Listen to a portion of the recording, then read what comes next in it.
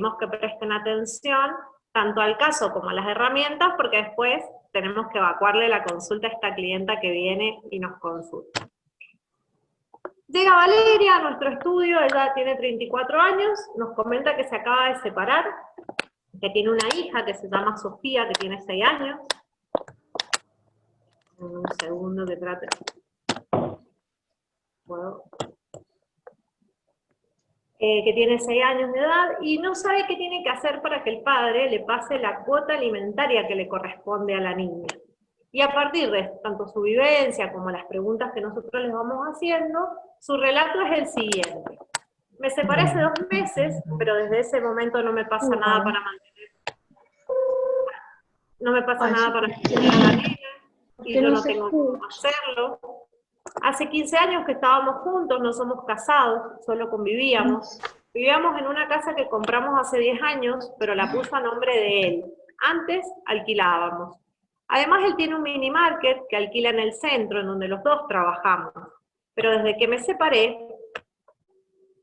quiero decirles que si alguien está escribiendo en el chat, yo no puedo verlo compartiendo la pantalla, así que si me están marcando algo, hablen. No, no te preocupes, mira, están dando el presente porque vimos que tiene el presente por la asistencia del programa, pero cualquier cosa estamos atentas.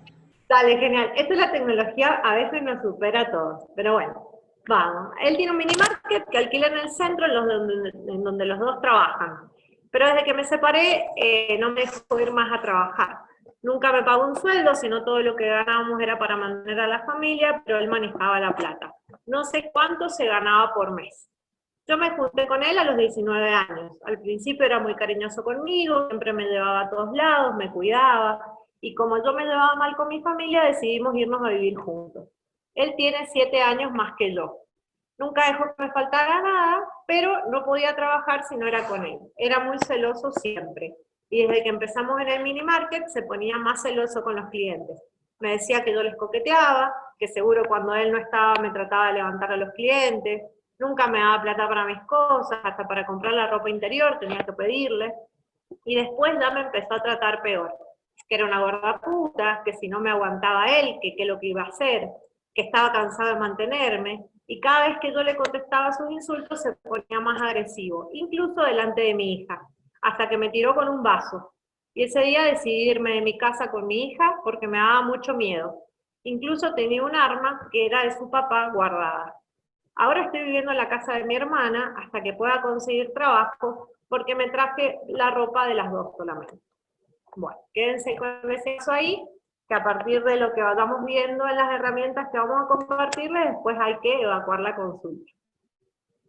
Primero y antes que nada, queríamos compartirles el plexo normativo que rige en la materia de violencia de género. En el año 1979, en el marco de la ONU, se sancionó la Convención sobre la eliminación de todas las formas de discriminación contra la mujer. Esta convención fue adoptada por la República Argentina en 1985 mediante la Ley 23.179. Y luego, con la reforma constitucional del 94, incorporada a nuestro artículo 75, inciso 22. El problema con esta convención es que trataba la eliminación de la discriminación de la mujer, pero no normatizaba, no abordaba la problemática de la violencia.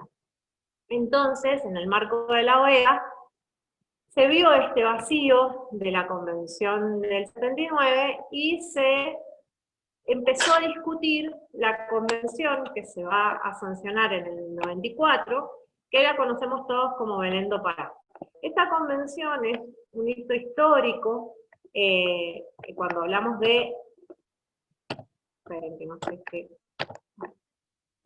cuando hablamos de violencia, porque no solamente va a venir a tipificar algunas conductas que implican violencia de género, sino también va a interpelar a los Estados partes de la Organización de Estados Americanos a desarrollar activamente políticas públicas que permitan la prevención, la sanción y la erradicación de la violencia contra la mujer.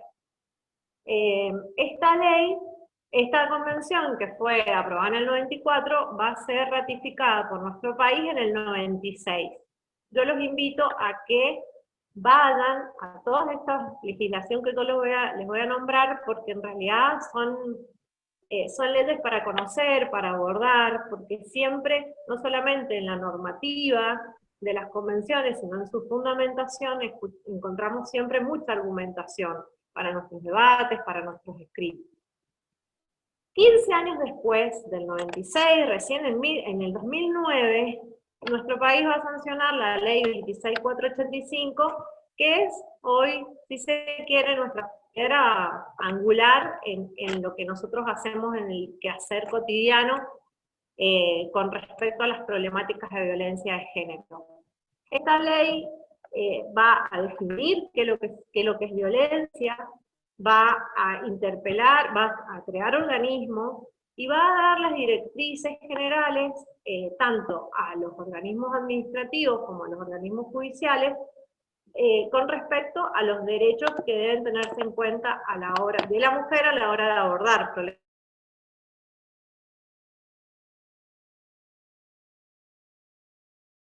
de educación específica con la perspectiva de género, y los códigos de forma, en nuestra provincia, el Código Procesal Penal y el Código Procesal de Familia. Yo no quiero hacerles una explicación de la ley 26485, sino más bien un paneo general, interpelándolos a que vayan a la ley, que la aborden, porque la verdad que las que hacemos género estamos un poco, digamos, consultándola permanentemente, porque en la ley están las respuestas, están la mayoría de las respuestas a las preguntas que nosotros tenemos. Y por otro lado, traerles una reflexión, que siempre las leyes son institucionalizaciones de relaciones de poder. Entonces muchas veces en la práctica cotidiana ustedes van a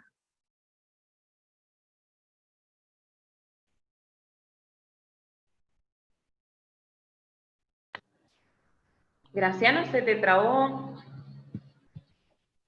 un poquito.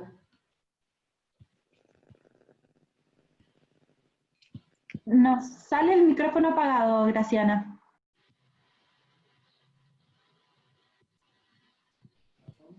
Ahí está, ahí estoy. Sí. Perfecto. Bueno. No sé hasta dónde llegué igual. Los gajes de la tecnología. Bueno, lo que les compartía era que siempre las leyes son institucionalizaciones de poder, de relaciones de poder. Si nosotros partimos de esa base, siempre vamos a poder disputar esas visiones en los órganos administrativos y judiciales. Porque muchas veces nos pasa, muchos colegas acá de los que estamos reunidos hoy nos pasará, que muchas veces decimos, ¿cómo no nos dan bolilla si en la ley lo dice? Y es una lucha constante, y somos nosotros los operadores del derecho los que en el día a día tenemos que interpelar a que tanto los operadores en la administración pública como los operadores judiciales hagan lugar al reconocimiento de estos derechos. Nos pasa en todos los ámbitos, nos pasa más aún con temáticas de violencia de género. Como les decía, yo no quiero explicarles la ley, sino que la conozcan, que conozcan las herramientas que esta ley trae, y sobre todo irnos a la parte más específica respecto de la práctica, ¿sí? Así que voy a dar un paneo general, porque aparte me siguen 3 colegas más, así no se hace tan largo tampoco. La ley 26485, en su artículo 2, nos va a enumerar su objeto.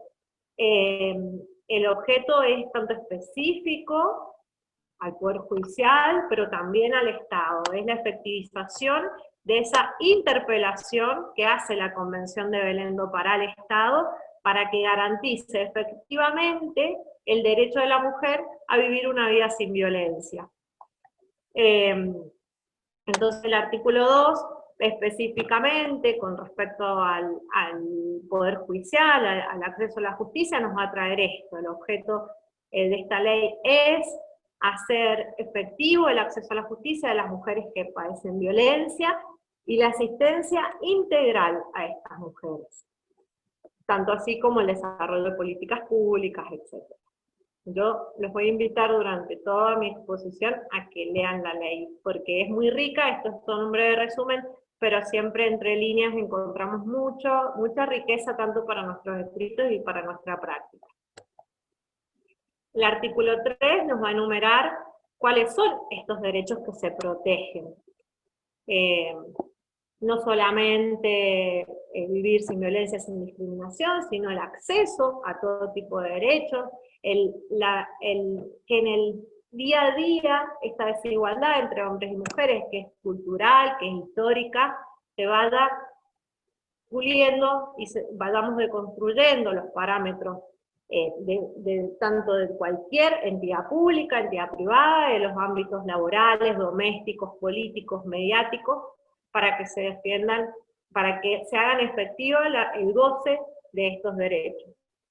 Sobre todo, y con respecto a la charla de hoy, uno de los derechos protegidos es gozar del acceso gratuito a la justicia, en los casos que atañen a la violencia de género, y el trato respetuoso de las mujeres que padecen violencia. Y además recibir la información y el asesoramiento adecuado.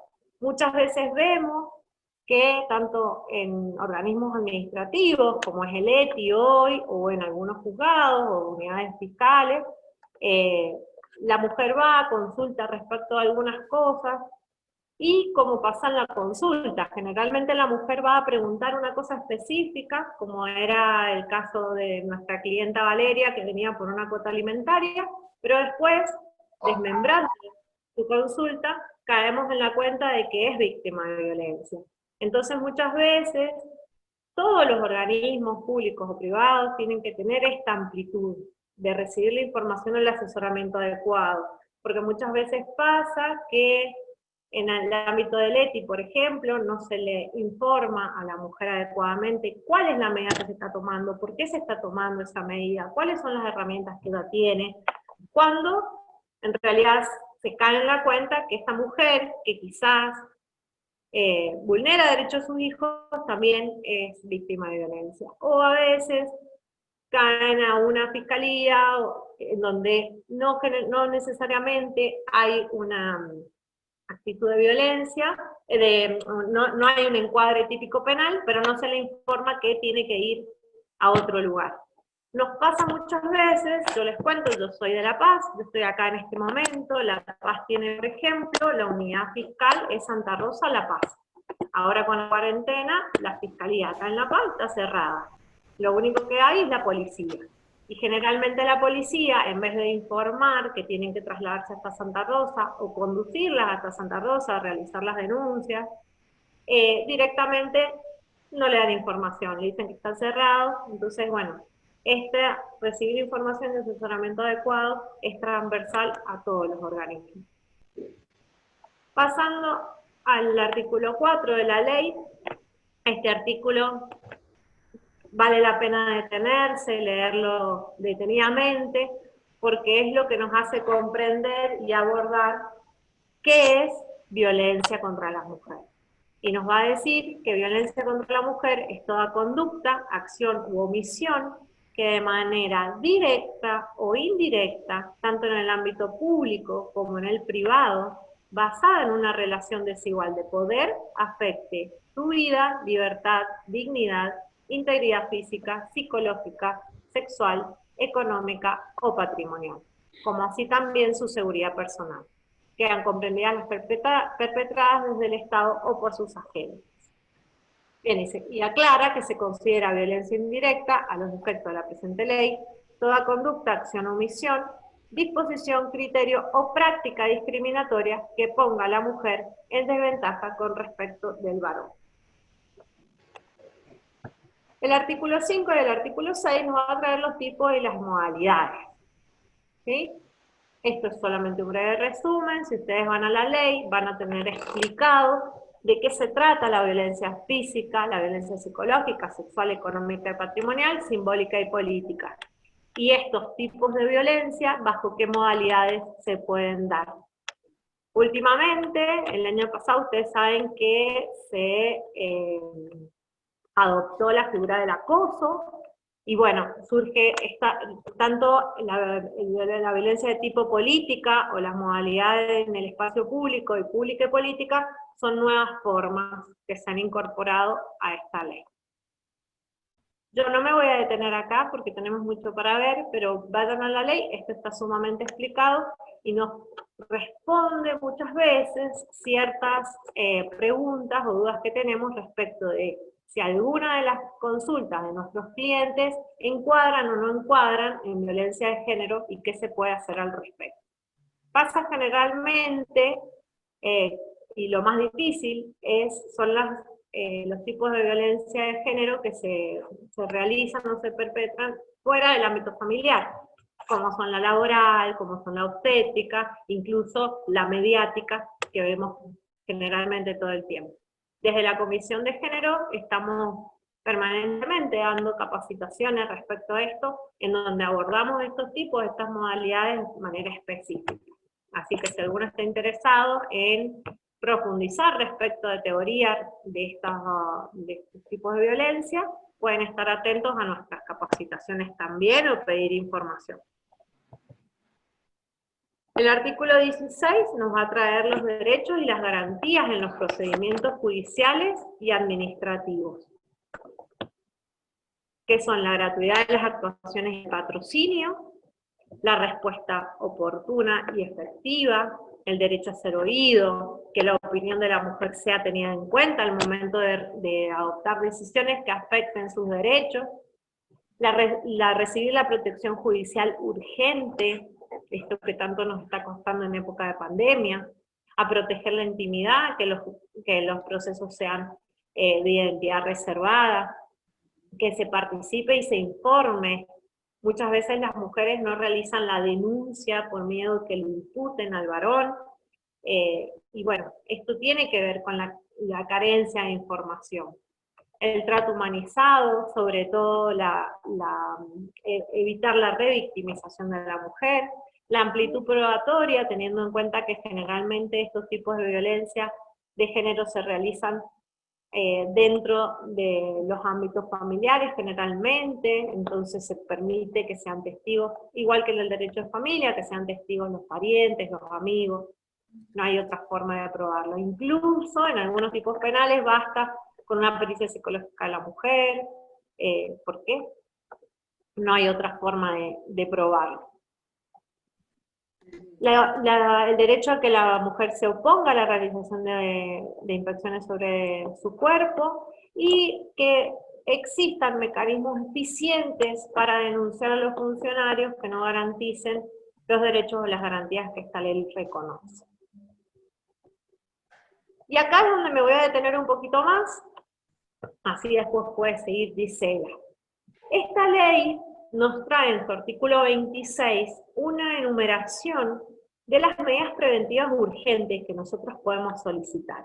Estas medidas preventivas urgentes generalmente la vamos descubriendo de a poco y a medida que vamos teniendo las consultas de nuestros clientes. Y son muy importantes porque yo, por lo menos yo, en este artículo he descubierto una posibilidad de hacer interactuar estas medidas para brindarle a mi cliente una protección efectiva, una protección eficaz en su problema, ¿sí? Entonces, generalmente nosotros tenemos algunas medidas preventivas urgentes, que son las que siempre se toman, que es, por ejemplo, la prohibición de acercamiento o la exclusión del hogar. Pero este artículo 26 nos va a traer una enumeración que no es taxativa de ninguna manera, que amplía nuestro espectro, y si no lo conocían, conózcanlo porque sinceramente trae un montón de herramientas que nos sirven en lo cotidiano.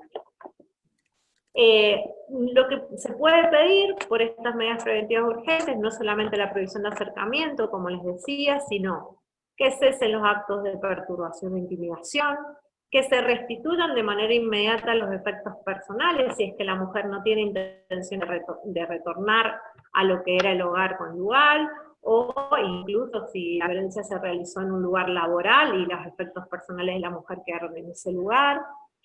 Prohibir al presunto agresor la compra y la tenencia de armas y ordenar el secuestro de las que estuvieran en su posesión. la asistencia médica o psicológica a quien padece o ejerce violencia. Hoy en nuestra provincia, por suerte, a partir del área de género de la provincia, hay abordaje no solamente a las mujeres, sino también a los varones que se brindan generalmente por medio de los municipios, que son herramientas que tenemos y que son gratuitas, tanto para las mujeres como para los varones. Medidas de seguridad en el domicilio de la mujer, generalmente son los rondines que realiza la policía, se pueden implementar cualquier otro tipo de medida por el cual la mujer se sienta protegida.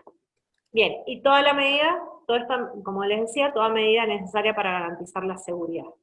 El artículo 26 nos va a seguir diciendo que no obstante estas medidas, que son las principales, las que generalmente se adoptan, podemos pedir además medidas de índole más económica, como la prohibición al agresor de enajenar, disponer, destruir, ocultar o trasladar bienes gananciales de la sociedad conyugal o bienes comunes de la pareja conviviente. La exclusión de la residencia común independientemente de la titularidad. Y esto es importante porque generalmente, si no conocemos esto, creemos que porque la persona es dueña o aparentemente propietaria del inmueble, no podemos solicitar la exclusión de él. El reintegro de la mujer a lo que era el hogar de la pareja, el acompañamiento de la fuerza pública para retirar los efectos personales, una cuota alimentaria provisoria, tanto para los hijos menores de edad como para ella, si bien la ley no lo dice específicamente, la cuota alimentaria provisoria para la mujer sí la están reconociendo en nuestro juzgado y está en nuestro código procesal. Y si la víctima fuera menor de edad, que ésta se quede en la guarda de un familiar o un tercero. Puede también solicitarse la suspensión provisoria del régimen de visitas, la abstención de interferir en el ejercicio de la guarda, crianza y educación de los hijos y hijas, el inventario de los bienes y el uso exclusivo del mobiliario. Todas estas medidas generalmente se adoptan por tiempos específicos, con plazo, y bueno, siempre después de las medidas urgentes, que ahora lo va a explicar Gisela, existen formas de morigerar y de oponerse a estas medidas. Pero siempre lo que tenemos que tener en cuenta, que con esta ley pasa lo que pasa con la Ley de Protección de Niños, Niñas y Adolescentes. Ante la duda se protege a la mujer. Después hay tiempo para discutirlo. Son medidas urgentes, son medidas cautelares, son medidas que pueden ser limitadas en el tiempo o no, depende de los jueces que entienden, pero no necesariamente tienen que ser estas. El juez puede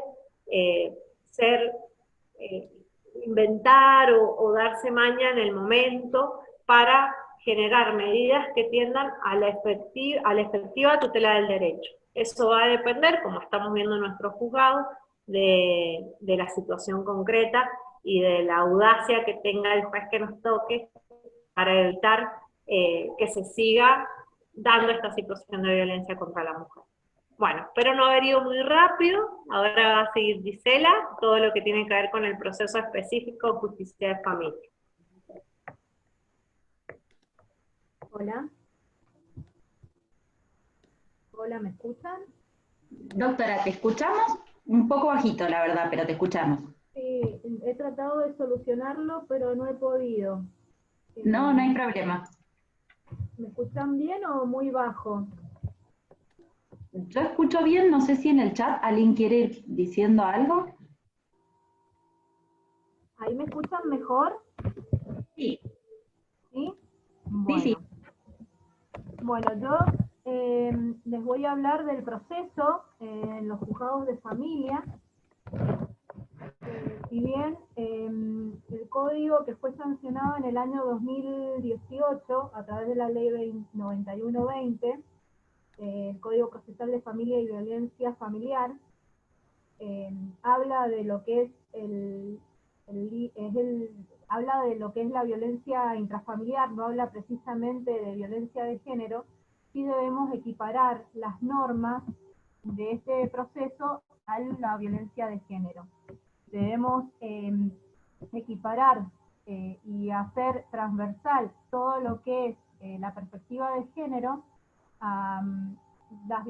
hacia las relaciones tanto de pareja como en las relaciones intrafamiliares. Por eso hay que aplicarlo en forma analógica este código a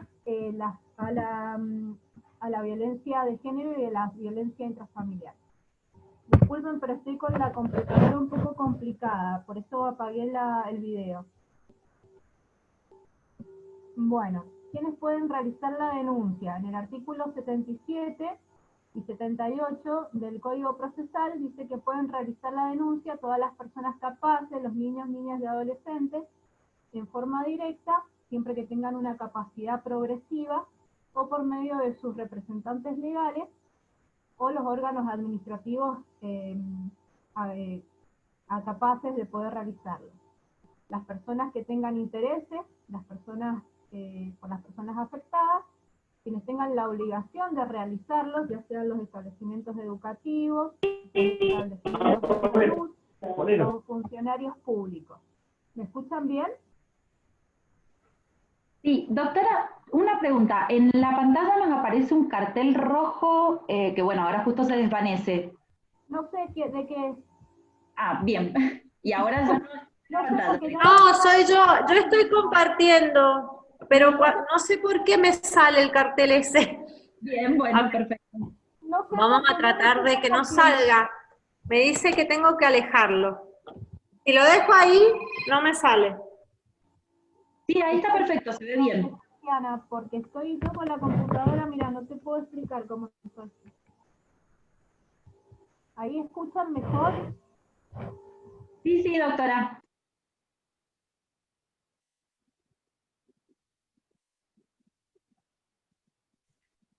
Doctora, tenés apagado el micrófono.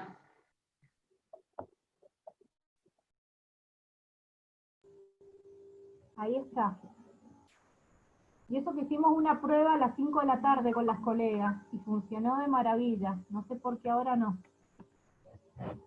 Bueno, entonces les decía que las personas que pueden realizar las denuncias son las personas capaces, niños, niñas y adolescentes, sus representantes legales, los órganos administrativos, las personas que tengan interés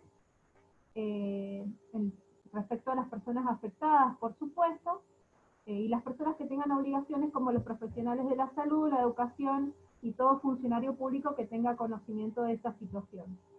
Nunca pueden realizarse denuncias anónimas y siempre que intervengan niños, niñas y adolescentes se debe dar vista al Ministerio Público Fiscal. Seguimos con la próxima.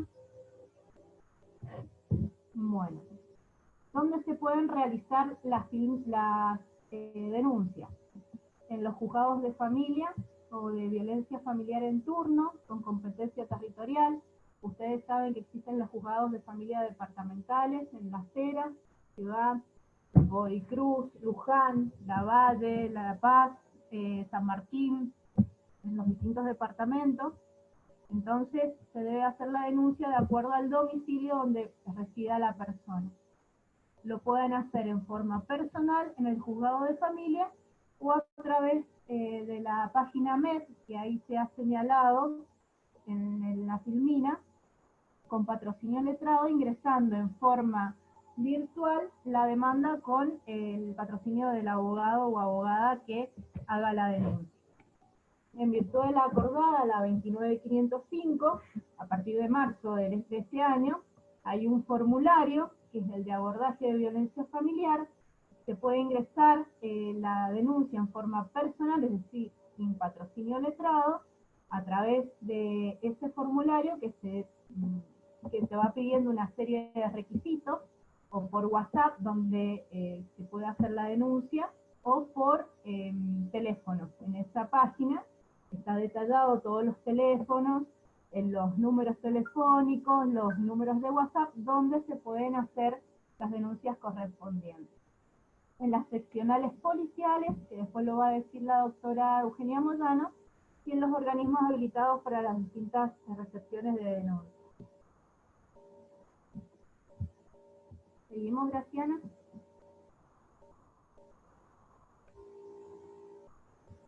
Bueno, si ustedes después cuando ingresen a la página del formulario electrónico, van a poder observar que el formulario es muy parecido a la denuncia que se toma en el juzgado de familia, cuando la persona concurre a realizarla. En la misma se toman los datos personales de la víctima, los datos del denunciado, los integrantes del grupo familiar con quienes conviven, los referentes afectivos, el hecho concreto de violencia que se denuncia, cuál es la forma, la frecuencia con la que se realizaba la violencia, el lugar, la utilización de elementos, si había concurrencia de armas o no, si hay golpes, si no hay golpes, si hay malos tratos, insultos, intervienen los niños o no intervienen. Bueno, se detalla todo en forma bien específica cuál es el hecho que se denuncia. Los recursos personales y económicos con los que cuenta la persona para sostener y enfrentar esa medida de seguridad que se va a adoptar, ¿sí? Porque muchas veces la persona va a hacer la denuncia y se arrepiente en el momento o no las realiza porque le da miedo de no poder afrontar después la situación que se le viene, porque se queda con los chicos en la calle o porque no tiene un trabajo para poder solventarlos económicamente. Entonces, ante esas situaciones muchas veces se arrepiente en el camino de realizar la denuncia. Los medios de subsistencia y todo otro dato relevante que haga al hecho de violencia que se está denunciando. En el mismo acta, en el juzgado, se le pide el dato de 2 testigos que acrediten la situación de violencia que esta persona está denunciando. En el juzgado, este acta se la toma la secretaria, el juzgado de familia que está en turno, según el domicilio que habíamos dicho, según el departamento que corresponda al domicilio de la víctima, y es muy parecido al formulario que se encuentra en la página del Poder Judicial.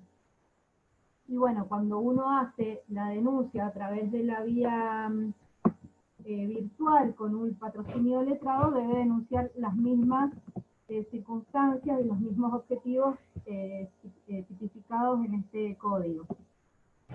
No se debe perder de vista el tema de los testigos y denunciar bien o relatar bien los hechos acontecidos. ¿Podemos pasar a la próxima, Graciano? Bueno, hay que tener en cuenta que el impulso del proceso siempre va a ser a cargo de personas interesadas, salvo que el juez deba tomar medidas de oficio, el juez o la jueza. A la persona que va a hacer la denuncia se le va a hacer una evaluación de riesgo psicofísico y social para determinar los daños ocasionados a la persona, salvo que exista un riesgo evidente en el momento, para poder acreditar la situación de violencia y poder dictaminar esa medida de protección que necesita la mujer en ese momento. Esta medida de protección, la mujer el juez la va a dictar inaudita parte, o sea que no le va a notificar a la otra parte la medida, no le va a pedir permiso a la otra parte de la medida que va a dictar, sino que la va a dictar para protegerla, ¿sí? Salvo que el juez considere pertinente, dadas las circunstancias del caso que se denuncie, darle vista de la actuación. Pero siempre la va a dictar el juez sin que la otra parte tome conocimiento, ¿sí? Las medidas de protección que va a dictar la jueza o el juez van a ser más o menos las que dijo la doctora Graciana recién.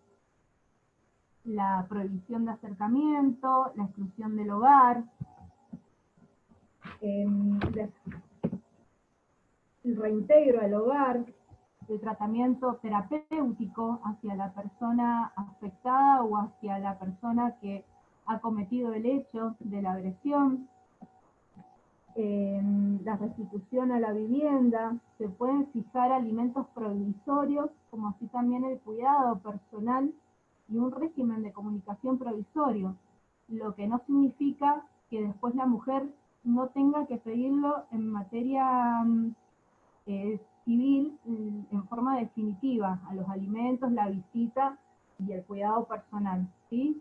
Para este caso no va a necesitar una mediación previa, como lo establece el código, sino que va a estar exenta de esta obligación porque va a tener esta prohibición de acercamiento. Directamente va a tener que iniciar las acciones correspondientes. Estas medidas de protección que dicta el juez o la jueza tienen que ser fundadas en los informes y en los elementos probatorios que se basó en la psicóloga para determinar que la persona realmente ha sufrido violencia psicológica, física, o que ha hecho que esta persona sí ha sufrido violencia de género. Son dictadas por un tiempo determinado, pueden ser prorrogadas en el tiempo, y se le notifican a la parte contraria en un plazo de 24 horas. Y son registradas en un registro único provincial de violencia familiar. ¿Sí? Vamos a Graciana a la próxima. Bueno, estas medidas de protección que dicta el juez o la jueza son apelables dentro de los 3 días desde su notificación, sin efecto suspensivo. Significa que la persona que es notificada de esta prohibición de acercamiento o de exclusión del hogar puede apelar esta sentencia, porque el juez dicta una sentencia para que lo puedan, para que proteger a la persona, ¿sí? A la mujer. Entonces esta persona la puede apelar dentro de los 3 días desde que es notificado. Esa notificación no va a suspender esta medida de protección, ¿sí? Esa apelación la presenta ante el mismo tribunal de turno, pero no la suspende. Lo que sí puede pedir con esta apelación es que se suspenda esa medida, lo que es distinto al levantamiento o modificación de la medida, que se realiza por un procedimiento abreviado, que se puede hacer en cualquier momento del proceso. Para justificar ese levantamiento o modificación de la medida, tiene que justificar que ese hecho de violencia que realizó en su momento ha cesado, o que ha modificado la situación, o que ha variado la situación, o que ya no es solamente contra la mujer, sino que ha variado la persona contra la cual lo ha realizado, porque también la prohibición o la exclusión o la medida de protección que se tomó puede haber sido dictada no solo contra la mujer, sino también contra todo el entorno familiar, contra los hijos y demás. Entonces puede modificarse respecto de sus hijos para levantarla y tener un vínculo con sus niños. Entonces puede modificarla respecto de ellos. A eso se refiere con el levantamiento, la modificación que se hace por un proceso abreviado, que se puede pedir en cualquier momento, que es distinto a la apelación. Y el auto que confirme la medida es apelable dentro de los 3 días desde su modificación, sin efecto suspensivo, y en caso que lo modifique o deje sin efecto, será apelable en el mismo plazo con efecto suspensivo. Con esto lo van a poder ver bien en el Código Procesal de Familia y Violencia Familiar. Vamos bueno, una vez que está dictada la medida de prohibición, el juez dicta una audiencia entre los 7 días, donde se cita a las partes, donde tienen que concurrir con patrocinio letrado o no. Debemos saber que todos estos trámites son gratuitos, se les puede ofrecer el patrocinio también de una codefensora o de un abogado o abogada ad hoc. Esto se hace a través de una derivación de la MAT, de la Mesa de Atención Derivadora, o a través de un 0800. En esta audiencia obviamente que no van a concurrir las partes del mismo día, porque tienen una prohibición de acercamiento por lo general, que es la medida de protección, es la regla, es el principio, o sea, no se van a poder acercar. entonces lo van a hacer por separado. Y en esa audiencia se puede fijar una cuota alimentaria a favor de la persona en situación de violencia, más allá de la cuota provisoria que se fija a favor de los hijos. Se puede fijar una indemnización. Como dije antes, también se puede establecer pautas relativas al cuidado personal, un derecho de comunicación, la entrega de los efectos personales, porque cuando hacen exclusiones del hogar, la persona se va con la ropita y con los documentos y nada más. Acuerdos que mitiguen, se pueden realizar acuerdos que también mitiguen los prejuicios que se le puedan ocasionar a la otra persona que lo excluyen del hogar, o cuando, por ejemplo, sacar alguna herramienta de trabajo, algo así. Entonces, bueno, esto se hace en esta audiencia que se fija entre los 7 días, obviamente por separado, y puede ser con patrocinio letrado o con oficial o particular. Y por último, vamos a la última, Silvina. Dentro de los 10 días anteriores se ofrece prueba para acreditar los hechos alegados o negados. Se dicta una resolución dentro de los 3 días de producida toda la prueba, y las sanciones que puede establecer el juez o la jueza puede resultar en que la persona que ha ejercido esa violencia puede hacerse cargo de los gastos generados, cumplir con trabajos comunitarios, asistir a programas reflexivos, pagar multas pecuniarias.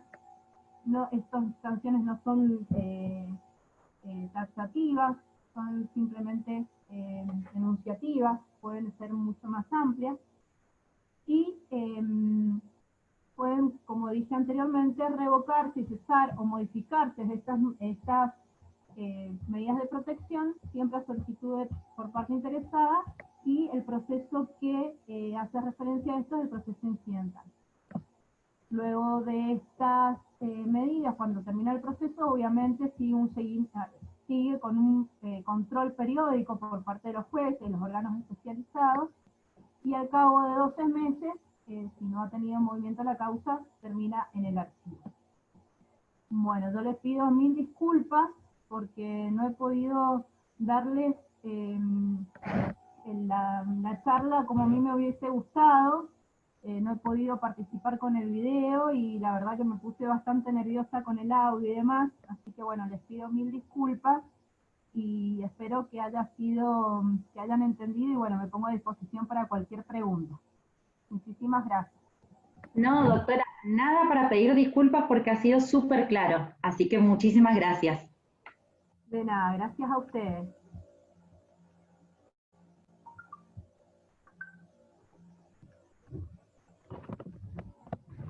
Hola, ¿me escucho yo ahí? Se escucha perfecto, doctora. Bien, voy a ver, vamos a empezar con la prueba de la tarde, que es que me ande el Power.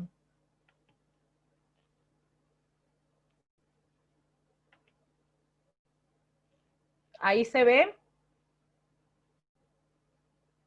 Se ve perfecto.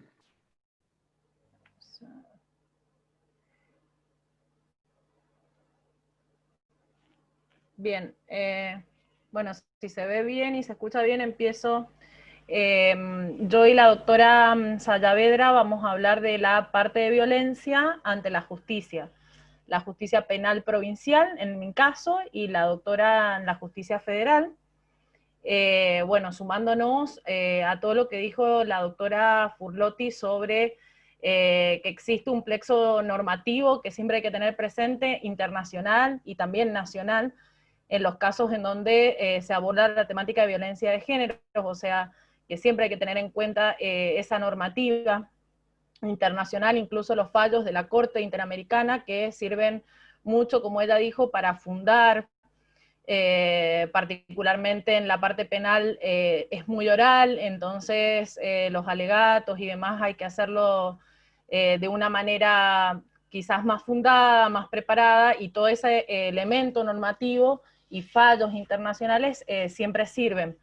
Entonces, bueno, sumándome a eso que dijo la doctora Furlotti, hay que profundizar, si les interesa dedicarse a esta temática, en el estudio y por supuesto, si es posible, en la preparación personal que se haga en la temática.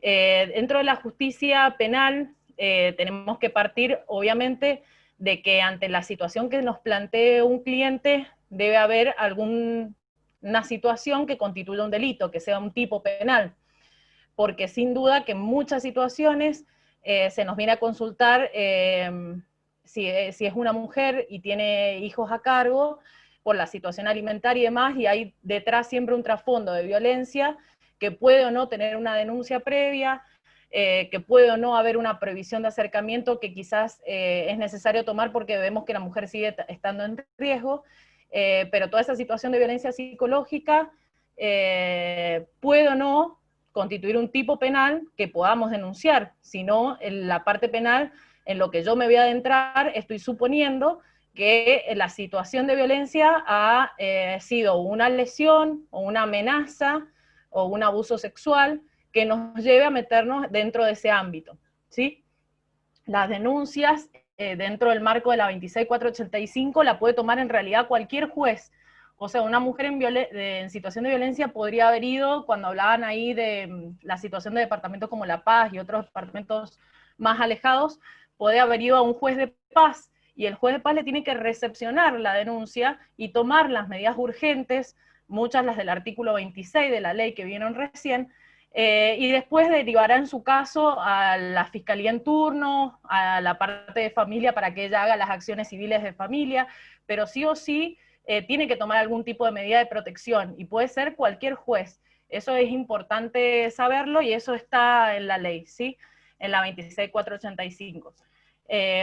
Bueno, la denuncia en la parte penal no tiene un formulario virtual, como vieron que estaba esa posibilidad en la página del JUS para que la mujer la hiciese de esa manera, sino que la mujer o va a ir a una comisaría que tiene que tener un ayudante fiscal, porque no todas las comisarías los tienen, y seguro que si no lo tiene la van a derivar, que actuará en todos los días de la semana y a cualquier horario, como es en las comisarías, y si no, siempre si ha venido al estudio, es preferible recomendar que las denuncias la haga en la unidad especializada de violencia de género, que acá en Ciudad se ubica en la calle Belgrano, casi Virgen del Carmen, ahí en donde está el edificio del Cuerpo Médico Forense, en planta baja, está la unidad fiscal de violencia de género, que también puede tomar esa primera medida de prohibición de acercamiento, al igual que como se hizo en un juzgado de familia, y se analizará si la mujer está en riesgo, que se le hace un EPI, que es un análisis también psicológico para ver el nivel de riesgo. Analizará la fiscal si constituye o no un delito para tomarle la denuncia. Esa denuncia entonces puede ser, seguramente va a ir la mujer en forma presencial, pero puede ser verbal o escrita. Cuando yo hablo de denuncia escrita, hablo que ya quizás ha intervenido un abogado y la denuncia se formula como si fuese un escrito de demanda, que se presenta en la fiscalía haciendo un relato de los hechos, y ya ahí hay un nombramiento de un letrado que va a actuar y demás. A eso me refiero con la denuncia verbal o escrita, ¿sí? Cuando se hace verbal y la mujer va a una comisaría o a la misma unidad fiscal que estoy relatando, puede ir sin patrocinio letrado porque no es requerido, y también hay que asesorar a las mujeres que cuando no pueden pagar un abogado especializado en materia penal, hay dispositivos del Estado que la patrocinan durante todo el proceso penal, que no es lo mismo que el asesoramiento, porque de asesoramiento hay muchos dispositivos. O sea, hay asesoramiento en el colegio de abogados, en las universidades, hay en la oficina mujer de la corte, pero no todos ellos pueden patrocinarte o seguirte acompañando, en el caso penal como querellante, en forma gratuita. El organismo que está actuando de esa manera es el Cuerpo de Patrocinio, que está en la Dirección de la Mujer, Género y Diversidad, con la cual hizo también convenio el Colegio de Abogados. Entonces hay un cuerpo que funciona, digamos, entre los dos organismos, con abogados gratuitos a los que le paga el Estado, que siguen el patrocinio de la mujer en los procesos penales. Ahí le puse ese dato, que es importante que lo tengan en cuenta, porque puede ser que la mujer los tenga como abogados en la parte de familia, pero no pueda afrontar el gasto de pagar un abogado en la parte penal también. Entonces quizás le pueden llevar ustedes en la parte de familia y un abogado especializado en penal que hay abogados gratuitos, acompañarla en todo el proceso de la parte penal. Bueno, después, esperen que pasó la otra filmina. ¿Cómo es la constitución de querellante en el proceso penal de la provincia? El abogado, su primer escrito como abogado de la mujer, yo acá estoy hablando siempre en un proceso de violencia de género y como abogado de la mujer, no un abogado defensor del presunto agresor o el presunto, el que ha cometido el hecho penal, sino desde el lado de la mujer, que es el abogado querellante, ¿sí? Constituirse en querellante sería el primer escrito, proponerse como el abogado de la señora tanto, ¿sí? En ese escrito lo importante es que si la mujer hizo previamente la denuncia, concuerde, cuando ustedes hacen el relato de los hechos, concuerde el relato que hacen en ese escrito con el hecho denunciado por ella, porque a veces traen muchos problemas en la parte probatoria que no haya esa concordancia, o sea, tiene que ser similar. Entonces generalmente los abogados van primero a la UFI o a la unidad fiscal, o a la comisaría en donde esté todavía el expediente, que quizás no haya pasado todavía a la unidad fiscal, a verificar esos hechos denunciados por la mujer y que su escrito después concuerde con esos hechos, que después en la práctica van a ver que tiene su importancia, digamos. Solamente se hace, por supuesto, constituirse en abogado como en cualquier fuero, con domicilio legal y todos los datos que se requieren, una relación sucinta de los hechos, que como dije, concuerde con lo que la mujer ya relató, o si estamos yendo con ella en el mismo escrito, bueno, va a ser el relato que va a ser el primer relato, y en este caso es importante ahora, en el momento de pandemia, pero esta normativa va a quedar después, o sea, se pretende que quede, es que ha empezado a funcionar un sistema parecido al MET de familia, que se llama MP, del Ministerio Público Fiscal, perdón. Ese sistema virtual, digamos, que está también en la página del JUS y que se ingresa con un mail, una clave y demás, que hay que hacerse, digamos, uno tiene que pedir en el primer escrito, que es el de constitución de querellante, que te incorpore la fiscalía que está a cargo en el MP. ¿Qué quiere decir que te incorporen? Nosotros no podemos mirar, la gente que hace penal, no podemos mirar toda la base de datos y movimientos de un expediente como se mira cuando uno ingresa a mirar expedientes en lo civil o en lo de familia. Nosotros le podemos mirar todos los movimientos a un expediente determinado, pero tenemos que estar habilitados por la fiscalía. La fiscalía, al ser el abogado de la señora tanto, vamos a poder después ingresar no solamente nuestros escritos a través del sistema, sino que se cargan todas las actuaciones.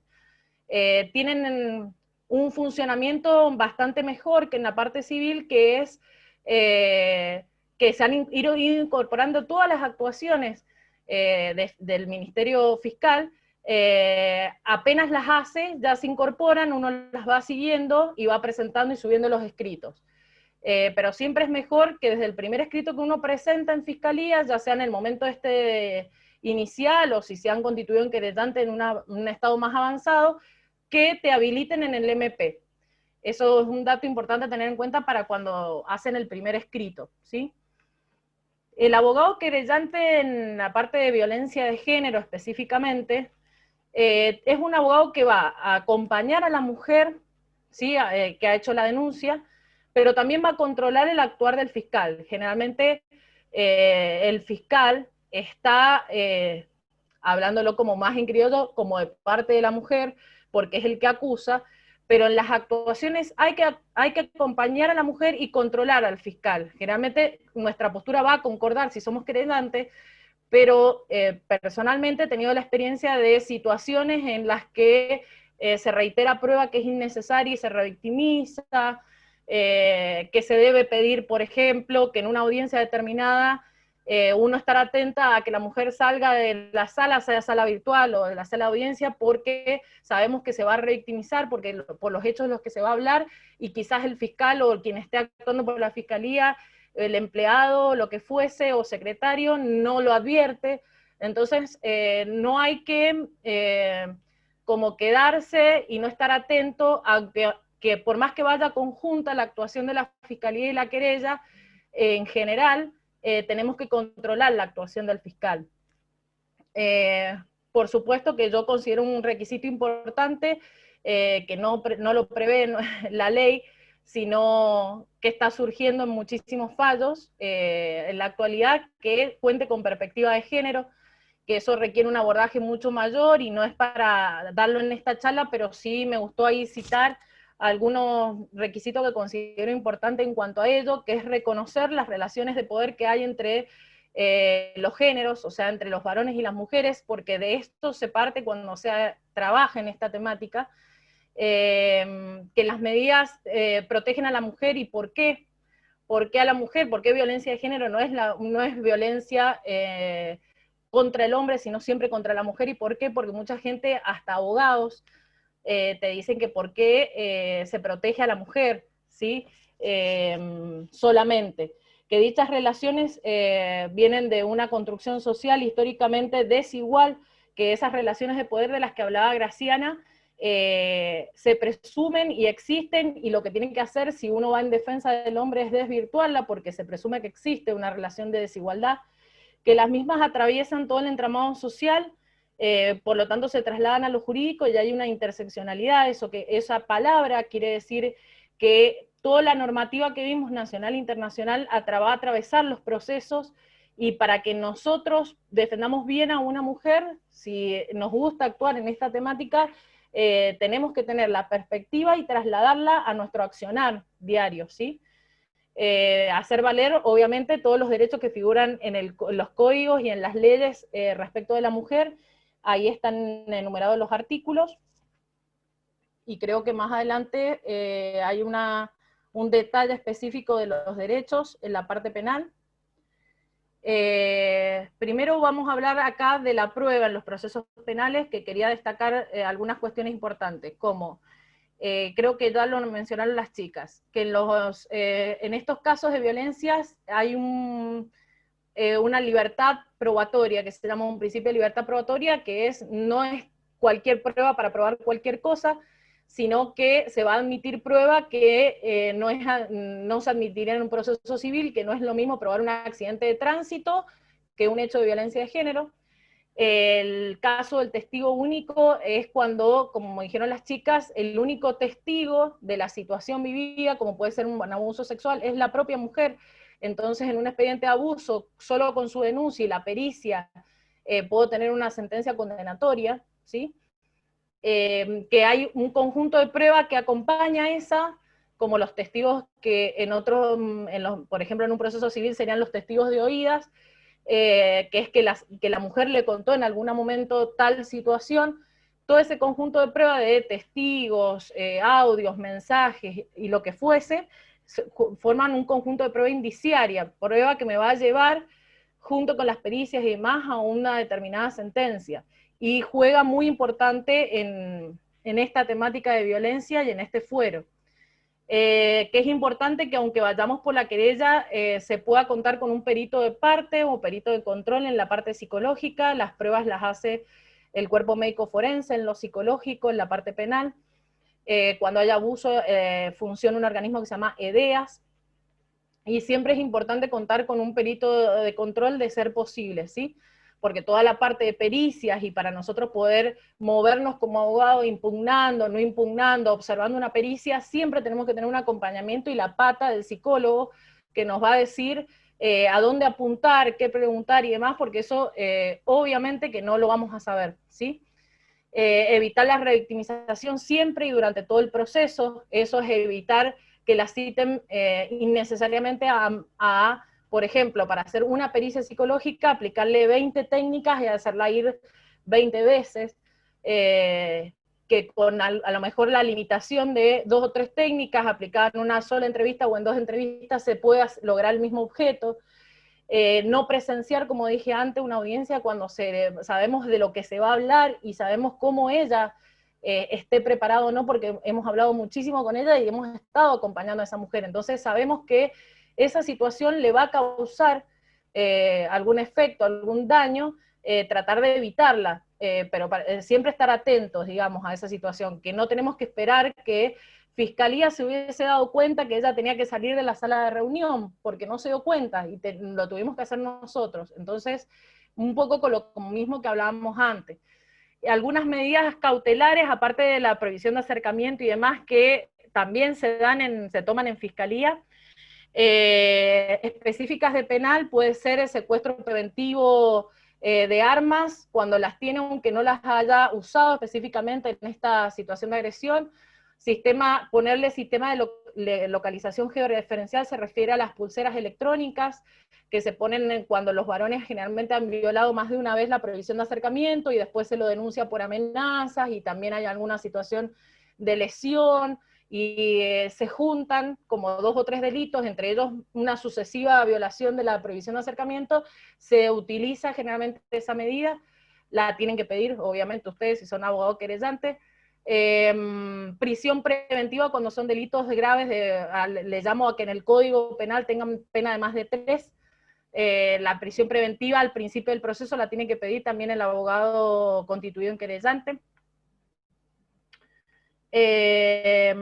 Y después hice también una acotación que me pareció importante cuando se actúa como abogado querellante en los procesos penales, que es qué postura tomamos cuando es un delito, como por ejemplo puede ser amenazas o lesiones leves, que sabemos la pena que tienen, ¿no es cierto?, por el código, en los que sería procedente porque el varón no tiene antecedentes, juicio abreviado, ¿sí?, y aplicar algún criterio que se llama criterio de oportunidad, que es ese, el hacer un pequeño juicio anticipado con esos delitos y con esa situación personal que tiene ese agresor en particular, en donde él acepta la autoría y se le pone una pena media como acordada con la fiscalía, que es, póngale en 1 año de prisión en suspenso, lo que fuese.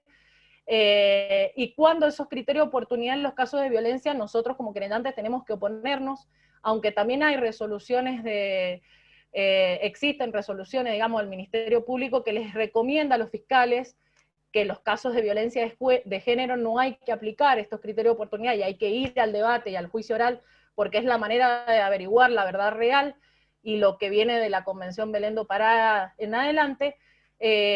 Nosotros tenemos que, por más que la Fiscalía nos llame para hacer un juicio abreviado, ver en cada situación la procedencia y cómo la procedencia de eso va a afectar o no a la mujer que va a seguir en relación quizás con ese varón porque tienen hijos en común.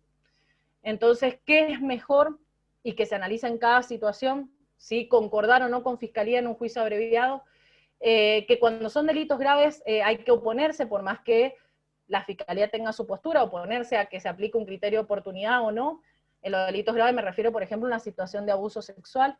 Entonces, esta figura de los criterios de oportunidad, la suspensión del juicio previo y demás, no se da como en otros delitos, es una situación más delicada, y hay recomendaciones nacionales e internacionales en que se tenga que ir al debate y el juicio oral y no aceptarlos. Pero bueno, hay distintas posturas, y yo solo me gustó mencionarlo para que lo tuviesen presente de que se debe leer y estudiar en específico cuando uno se dedica a la parte de la violencia de género, ¿no? Después de las buenas prácticas, quise citar un fallo de la Corte Interamericana Fernández Ortega y otros, y Rosendo Cantú también, en donde dice que los Estados partes deben utilizar la debida diligencia para prevenir, sancionar y erradicar la violencia contra la mujer, y ante un acto de violencia contra una mujer es importante que las autoridades a cargo de la investigación, ahí está el fiscal y demás, la lleven adelante con determinación y eficacia, teniendo en cuenta también el deber de toda la sociedad de rechazar la violencia hacia las mujeres, y que es necesario desarrollar y participar de acciones positivas que brinden confianza a las víctimas en estas instituciones del Estado, que precisamente están para protegerla, pero que muchas veces no les genera confianza, y eso va a depender del acompañamiento que nosotros hagamos como abogado a esa mujer, dándole siempre el espacio del consentimiento informado, de que la autonomía de la mujer en cada decisión que tomemos durante un proceso penal hace a la continuidad de ese proceso, o sea, al darle participación y estar seguro de que nos está acompañando y está haciendo lo que ella necesita, es lo que va a hacer que pueda transcurrir ella hasta el final del proceso en las mejores condiciones, ¿no es cierto?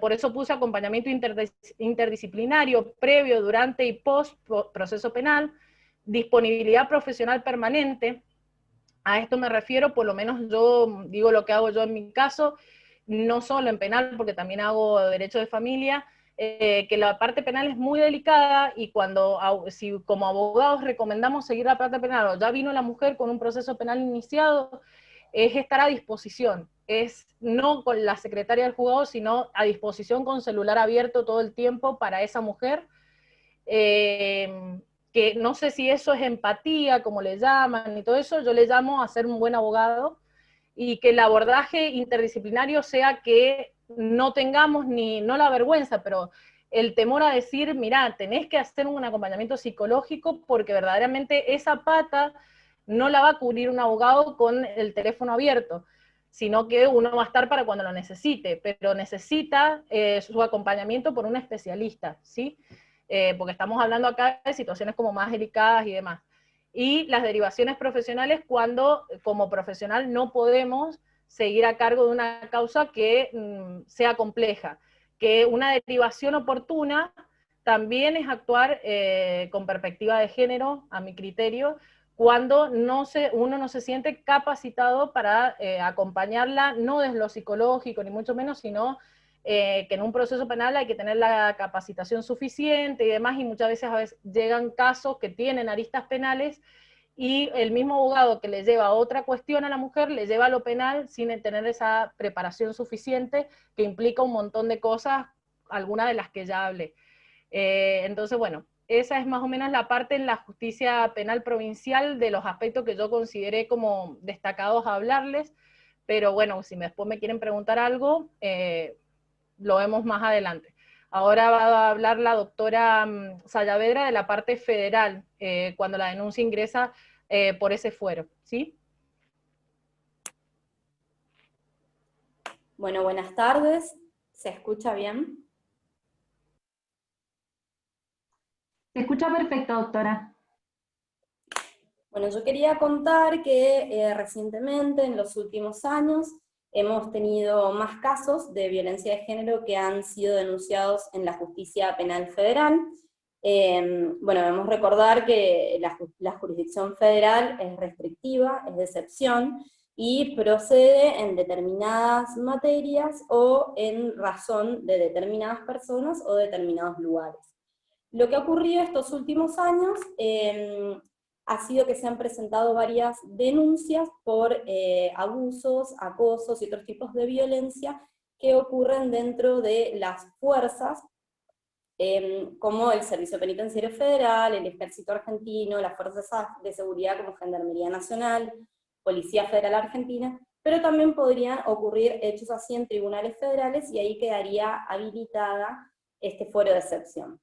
En síntesis, interviene la justicia federal cuando los hechos son perpetrados en el marco de una relación laboral en ámbitos de la administración pública nacional. Aunque, como aclaré recién, también puede surgir la competencia en razón de la persona o en razón del lugar del hecho. ¿Podemos pasar a la siguiente filmina, por favor, Eugen?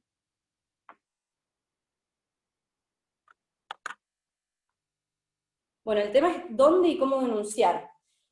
La denuncia se hace en forma personal en la Fiscalía Federal que se encuentra de turno. Recordemos que hay dos fiscalías federales de instrucción, la número 1 y la número 2, o en la Secretaría Penal en turno. El edificio es el mismo y es el edificio de Tribunales Federales, que está ubicado en Avenida España y Pedro Molina de la ciudad de Mendoza. Actualmente, con este contexto de pandemia, las denuncias se realizan solo a través de correo electrónico. Entonces yo quise aportar acá en el Power cuáles son las direcciones de mail que están funcionando. Está la de la Fiscalía Federal número 1, la de la Fiscalía Federal número 2. Acá claro que nosotros nos manejamos por turno, y que está de turno un mes una fiscalía, al mes siguiente la otra fiscalía, y también se dividen los turnos las secretarías penales de los dos juzgados federales penales, que son el número 1 y el número 3. Ahí tienen los correos electrónicos donde se están recibiendo las denuncias. Igualmente, si uno realiza una denuncia a la fiscalía que no está de turno, esa fiscalía declina la competencia y remite la denuncia a la otra fiscalía.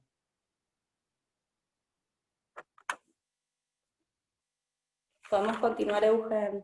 Bien. Y sí quiero aclarar que no es necesario el patrocinio letrado para realizar la denuncia. Bueno, ¿cuáles son los organismos que pueden intervenir? La UFEM es una unidad fiscal especializada en violencia contra las mujeres, su titular es Mariela Labocetas, y hay personas acá que han hecho capacitaciones, sobre todo en el tema de femicidios. Ella suele dar muchos cursos sobre técnicas de investigación en materia de femicidios.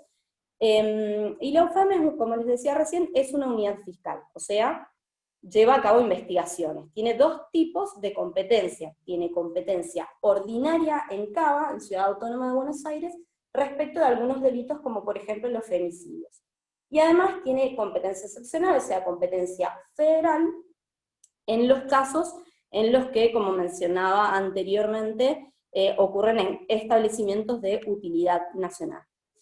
Pero además, la UFEM asesora a las fiscalías federales de la provincia y diseña líneas de política criminal, y además tiene protocolos de actuación y guías de buenas prácticas.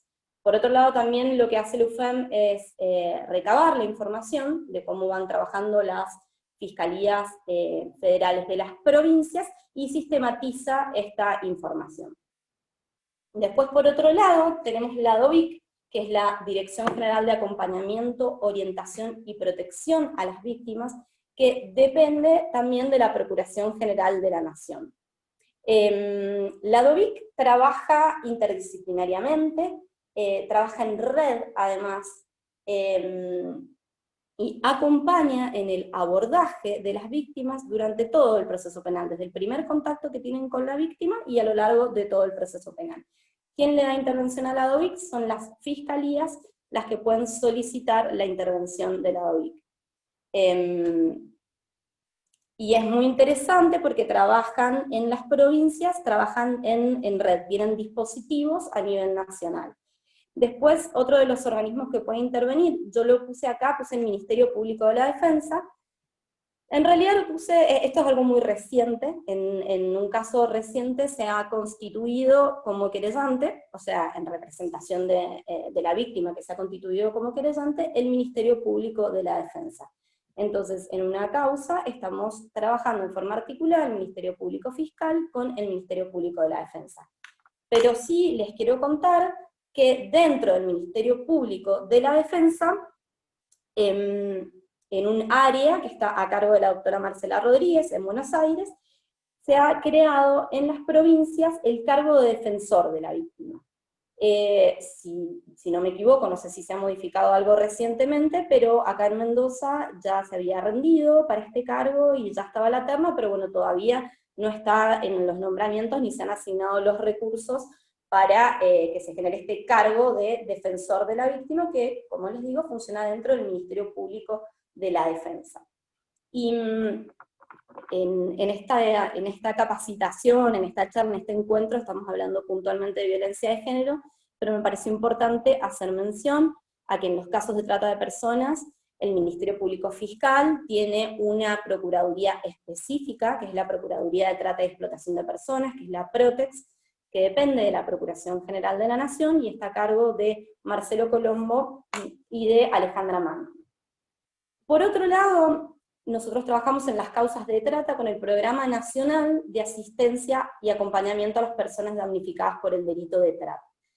Este programa depende del Ministerio de Seguridad de la Nación, y tal vez han visto porque han hecho muchas campañas gráficas sobre la línea 145, y me parece importante mencionarlo porque este es otro lugar, o sea, es otra vía para canalizar las denuncias en los casos de que se observen indicios del delito de trata de personas. La denuncia es a la línea 145, y además el programa tiene una oficina regional en Mendoza que trabaja con nosotros en el acompañamiento, en lo que es el abordaje y el acompañamiento durante el proceso penal de las personas que han resultado víctimas o han sido damnificadas por el delito de trata. Euge, si podemos continuar. Les hago una aclaración, quiero hacer una aclaración respecto de la línea 145, la denuncia puede ser hecha en forma anónima, o sea, se puede o no. las mismas personas que atienden te van a preguntar si uno desea o no reservar su identidad al momento de formular la denuncia. Eso genera un formulario y a través de la Protex nos llega a las fiscalías en turno de la provincia de Mendoza, cuando resultamos competentes por razón del territorio. Y algunos aportes de medidas preventivas, Eugenia ya se explayó, así que no quiero ser reiterativa, menos dada la hora, pero sí puedo aclarar que las puede ordenar el juez de oficio, también las puede pedir el fiscal, que no lo dice el Power, pero las puede pedir el fiscal, o si no, bueno, si dice a petición de parte durante cualquier etapa del proceso. Y es muy importante entender que su numeración no es taxativa, y que se pueden mixturar, tenemos que intentar de encontrar, yo les comento, yo trabajo en Fiscalía Federal, y cada caso tiene sus particularidades, entonces lo que hay que intentar es de encontrar cuáles son estas medidas preventivas que van a proteger mejor a la víctima en el caso determinado. Después, respecto de la calificación legal, bueno, como sabemos, la ley 26.485 no establece delitos, los tipos y modalidades de violencia no tienen un correlato específico, en un delito específico del Código Penal. Entonces hay que ver qué tipos penales corresponden según los hechos. En la justicia federal, como les digo, generalmente hemos tenido denuncias de violencia dentro de las fuerzas policiales, entonces algunos ejemplos de calificación legal son el 149 bis, o sea, todo lo que es amenazas coactivas, después el abuso de autoridad, que es el 248. Tenemos una figura específica que es el 249 bis del Código Penal que le hemos utilizado, de hecho la Fiscalía 2 tuvo un caso que llevó a casación con esa calificación, pero solo puede ser utilizada cuando el sujeto activo sea militar, o sea que no se puede ampliar a las otras, por analogía, a las otras fuerzas policiales, ni tampoco se podría utilizar en el caso de abusos cometidos dentro de los tribunales federales o de otros organismos nacionales. Lo que sí hacemos es que cuando calificamos en contexto de violencia de género. O sea, la ley, como dijimos, no establece tipos penales. Pero colocamos los tipos penales que correspondan, y calificamos en contexto de violencia de género conforme los artículos 5 y 6 de la Ley de Protección Integral, y 1 y 2 de la Convención Interamericana conocida como Belén do Pará.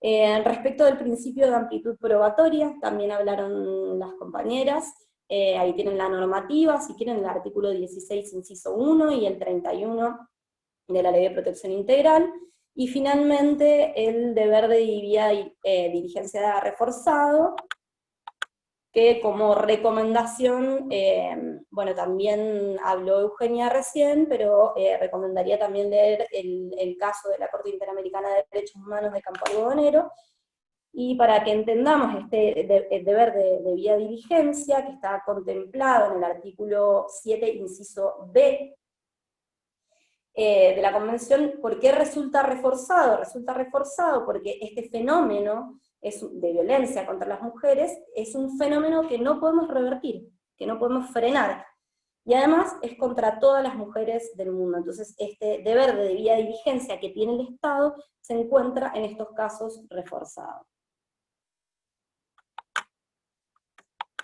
Ahí terminaría la presentación de lo que es federal, que era un pantallazo general, pero para que sepan dónde acudir, porque pueden recibir clientes, personas que trabajen dentro de las fuerzas, y de las fuerzas nacionales, y que no sepan a dónde concurrir. Y quería aclarar algo que habló Eugenia respecto del tema de las salidas alternativas, y ella más o menos lo aclaró, pero bueno, decir que hay una corriente hoy en día dentro del feminismo que comparto, y que en parte también comparte la UFEM y la DOVIC, que pone un poco en duda este tema de la prohibición absoluta del fallo Góngora, o también el MESECVI, que es el organismo de seguimiento de la Convención, se ha pronunciado al respecto. Y me parece que, bueno, que tenemos que entender que acá también entra en juego la autonomía de las mujeres, y que el proceso penal es un proceso de por sí revictimizante, aunque intentemos de tomar todos los recaudos para que no lo sea, y las mujeres pueden decidir si quieren someterse o no al sistema de justicia. Esto es una postura propia que comparto con algunas compañeras, pero quería hacer esa aclaración. Y bueno, y la importancia, que lo dijo Eugenia, de analizar caso por caso en estas situaciones. Así que bueno, me despido, muchísimas gracias por el espacio, y estaremos aquí para responder preguntas. Sí, ahora, Euge, si podés dejar de compartir la pantalla, así yo pongo el casito que vimos al principio. Y la idea es que ahora los que están participando de la charla, que primero, muchísimas gracias por todas las preguntas, eso quiere decir que hay una escucha activa del otro lado, así que vamos a poner el caso, y la idea es que quien se anime pueda evacuar la consulta de esta cliente que viene a vernos al estudio. Si alguien se anima, ¿cómo le responderían la consulta a Valeria?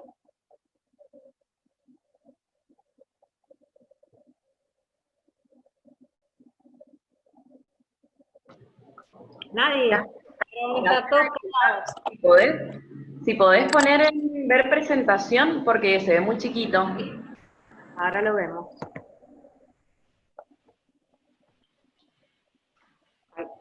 Ahí está.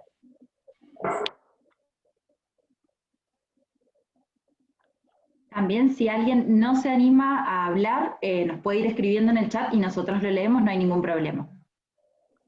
No, pero que se animen. Ahora con la oralidad, ¿cómo estamos haciendo con las audiencias? ¿Todo oral?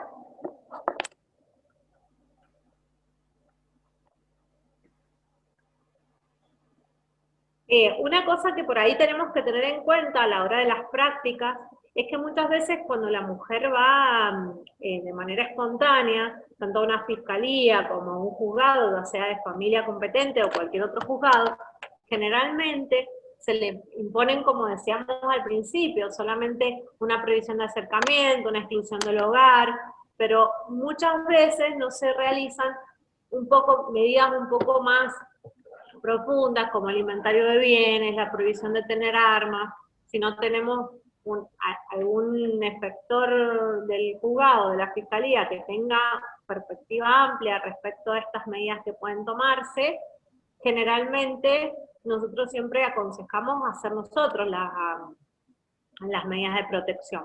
Sobre todo porque tengan en cuenta que si bien es gratuito para la mujer el acceso a la justicia, no quiere decir que el proceso no tenga costas, ¿sí? Entonces se va a aplicar la ley de honorario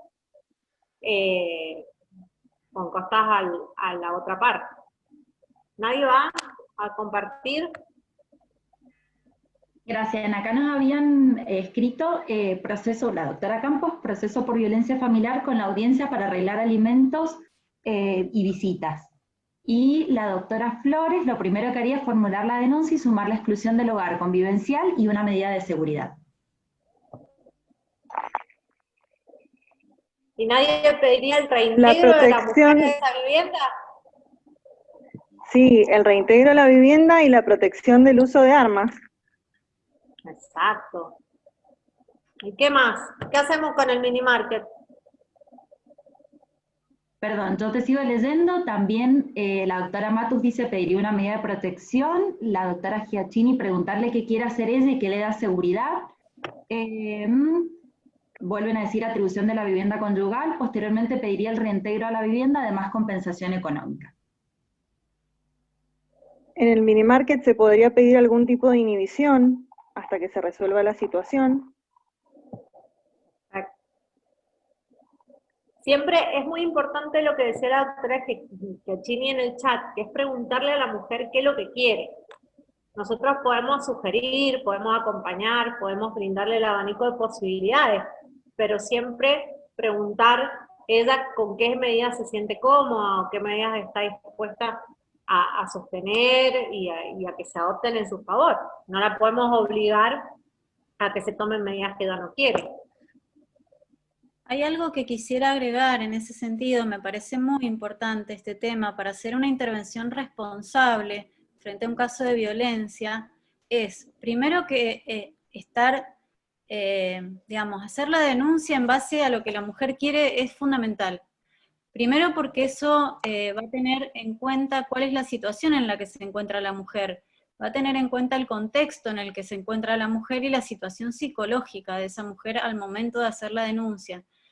No se puede hacer una denuncia si hay una mujer que tiene un contexto, por ejemplo, muy violento, y no tiene medidas que le permitan, o una situación que le permita a esa mujer poder tener el resguardo inmediato, porque imagínense que si hacen una denuncia y esta mujer vuelve al domicilio en donde se encuentra el agresor y no se ha resuelto la medida de prohibición de acercamiento, de exclusión del hogar o una medida penal que la proteja, el agresor cuando tome conocimiento de esa denuncia seguramente va a ser mucho más violento con ella. Entonces el contexto hay que tratar de asegurar los recursos como para que esta mujer que está haciendo una denuncia tenga donde ir provisoriamente, al menos mientras se ordena la exclusión del hogar, que se garanticen estas medidas de protección en el momento en que se realiza la denuncia y no después, porque después es tarde, ¿sí?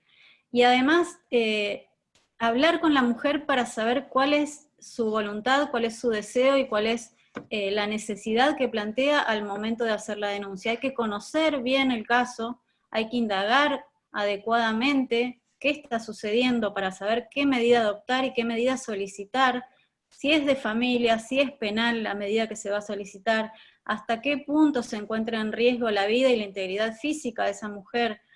Creo que hay que ser muy responsables cuando se toma un caso de violencia, porque si no, la situación en la que puede quedar esta persona es peor que la que trajo cuando nos consultó. Y en general, al menos yo considero que terceras personas no deberían hacer denuncias por violencia de género, porque la mujer es la que sabe en qué situación se encuentra y si está en condiciones o no de afrontar ese proceso. Entonces, seamos muy responsables, tengamos en cuenta el contexto, asesorémosla adecuadamente, asesorémosla respecto de los acompañamientos psicológicos que necesita para poder transitar los procesos, y busquemos el auxilio de todos los organismos estatales que puedan ayudar a esta mujer para que sostenga la medida, ya sea en la Dirección de Género y Diversidad, en la Oficina de la Mujer de la Corte. Pidámosle al juzgado de familia que ordene inmediatamente como medida cautelar una cuota alimentaria, que esto lo establece la ley 26.485, como dentro de las medidas de protección se establece la cuota alimentaria como medida cautelar. Es decir, que hay que tener todo el contexto controlado y cuidado cuando uno aborda una situación de violencia, porque si no, lo que puede suceder y nuestra intervención puede ser generar una situación muy compleja y de mucho peligro. Así que tengamos en cuenta esta situación.